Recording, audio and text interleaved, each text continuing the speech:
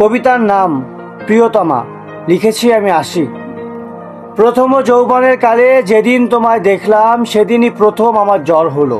এ জ্বরের কারণ ছিল তোমার ওই দুই নয়নের চাহনিতে প্রেমময় আস্কারা। এ জ্বর ভালো হবার নয় তোমায় ভালোবাসা ছাড়া।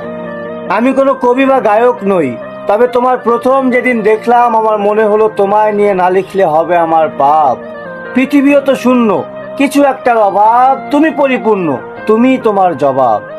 তোমার পায়ের নখ হতে কেশাগ্র পর্যন্ত ধুধু জলের মতো শুধুই সুন্দর তুমি। তোমায় দেখলে জ্বর হয়, এ জ্বর ক্লান্তিকর নয়, অবিরল জলের শব্দের মতো শান্ত, প্রশান্তিময়। প্রতিদিন দিনের আলো নিষ্প্রভ হয় যেমন করে রাতের নিস্তব্ধতার সাথে, তেমন করে কি তোমার আমার মিলন হবে না এ ধরাতলে?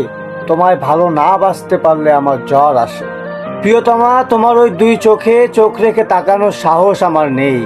তোমার ওই অপার রহস্য স্নান্ত চোখে চোখ পড়লেই আমার জ্বর হয়।